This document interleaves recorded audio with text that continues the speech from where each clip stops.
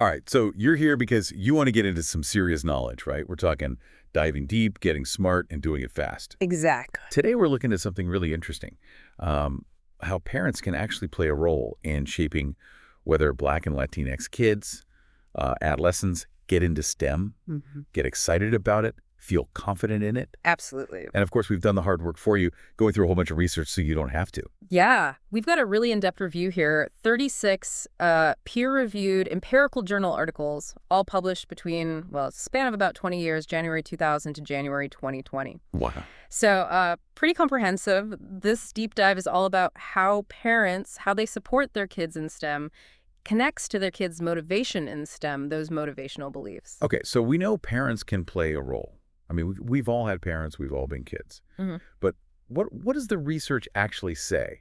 Like, give us the headline. What's the biggest takeaway? Well, the big takeaway is this.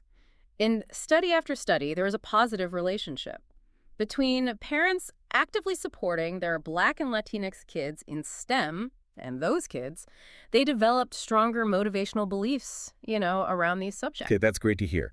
But I think we need to get a little more specific, right? Because support, that can mean so many things. Right? What does STEM-specific support really mean? What did these parents actually do? You're right. It's more nuanced than just be supportive. Yeah. So one of the things that came up a lot was encouragement, but it's a specific kind of encouragement focused on effort and learning rather than just saying, oh, you're good at science. Interesting. Yeah. So for example, praising a kid for working through a tough math problem, even if they don't get the answer right away, that seems to be way more impactful than just saying, you're a math whiz. That's really interesting. So it's about fostering like a growth mindset Yeah. as opposed to a fixed ability. Right. What other things did parents do? Well, another big thing was providing resources and opportunities. But it doesn't have to be about expensive gadgets or anything. Right. Some studies showed how important it is just to have, like, science books and puzzles around the house, or if parents sought out free STEM activities in the community, library programs, science fairs, stuff like that. Oh, I love that. Yeah, there was even one study that looked at how parents help their kids find, like, online coding platforms, the free ones. That had a really positive effect. That makes STEM feel so much more accessible. Yeah. Not this thing you need, like special equipment for. Right. What about conversations? I mean, did the research look at how parents talked about STEM with their kids? Yeah, that was actually a big one. Talking about STEM careers, explaining what people in those jobs actually do, why their work mattered. I see. This helped kids see, okay, this is a real pathway. This is how STEM connects to the real world. Yeah. It wasn't just saying STEM jobs are good. It was like, okay, here's a real person doing this, and this is why it matters. So it's like painting a picture of the possibilities. Yeah. Did practical help, like with homework, did that play a role? Oh, for sure. Helping with STEM homework projects, that was definitely a form of support. Makes sense. But the research was really clear on this. It's got to be guidance and support for understanding, not just parents doing the work for their kid. Got it. So empowering the kid, not doing it for them. Makes total sense. Absolutely. Okay. So I've talked about STEM support, what it looks like, the different ways parents can do it. Now let's talk about the other side. STEM motivational beliefs. Like, what are we even talking about when we say that? Okay, so we're talking about a bunch of beliefs, all kind of intertwined. First, there's intrinsic interest. Do they actually enjoy STEM subjects? Find them, like, genuinely engaging? Okay. Then there's self-efficacy. This is a big one. It's basically their belief in their own ability to do well in STEM. Do they feel like they can handle tough concepts, tough tasks? Oh, interesting. A lot of these studies, they used questionnaires. They would ask students how confident they felt about doing well in, like, science and math classes, that sort of thing. Yeah, that feeling of, I can do this. Yeah, That's got to be so important for sticking with something, especially when it gets tough. absolutely. And then there's, like, the perceived value and utility of STEM. Do they think STEM knowledge is important for their future, for society in general? Interesting. Yeah, this could involve seeing STEM as relevant to solving, real-world problems. I see. And then the last one, it's about their aspirations, their expectations for a future in STEM. Do they see themselves pursuing this, like studying it, making it a career?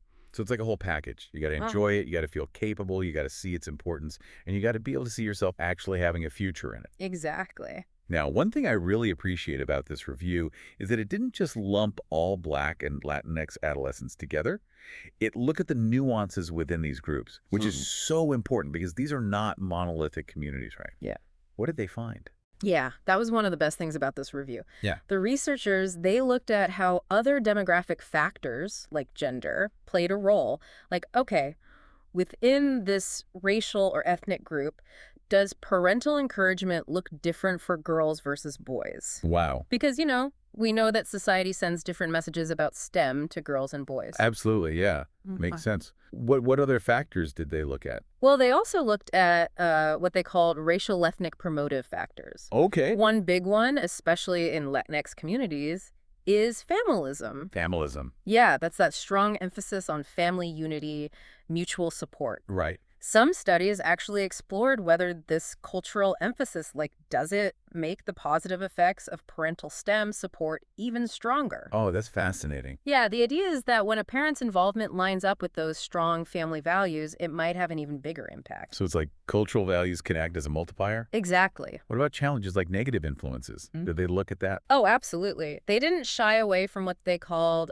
racial ethnic inhibitive factors, and racism was a big one. Of course. Several studies looked at how experiencing discrimination can hurt a student's STEM motivational beliefs and how parental support can help, like a buffer, a protective factor. Yeah. There was a study back in 2010 by Alleman, Brissett, and Turner. Okay. They specifically looked at African-American adolescents and how experiences of racism combined with parental support, how all of that related to their interest in math-based careers. It's so important to acknowledge those external barriers. And it's not just about what happens at home, it's how that interacts with the wider world. That's exactly right. It's all connected. It is. And it's also worth pointing out, most of these studies, they analyzed Black and Latinx adolescents separately. Oh, okay. So they didn't just lump them all together. I see. This allowed them to, identify patterns within each group rather than making generalizations that might miss important differences. That's good. It's really important to look at the specific experiences of each community. Absolutely. But of course, every review is going to find some gaps, some places where we need more research. So what are some of those unanswered questions? What don't we know yet? One thing that came up was the need to integrate different theoretical frameworks of motivation. Okay. Basically, researchers look at what motivates students in different ways. And this review, it suggested that combining these different perspectives would give us a more complete picture of, how STEM motivation works, especially in underrepresented youth. I see. It's like putting together different pieces of a puzzle. Right, yeah. They also emphasize the need to understand the mechanisms. Okay, we see the connection between parental support and STEM motivation. But how does that work? How does that encouragement, those resources, how do they actually change a student's beliefs, their attitudes? Getting into the nitty-gritty. Exactly.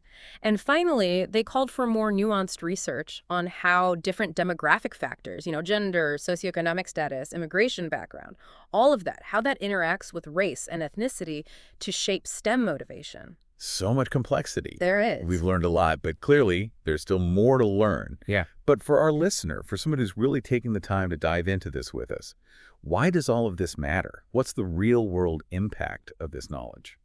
Well, this review, it really highlights that underrepresentation in STEM for Black and Latinx kids, it starts early.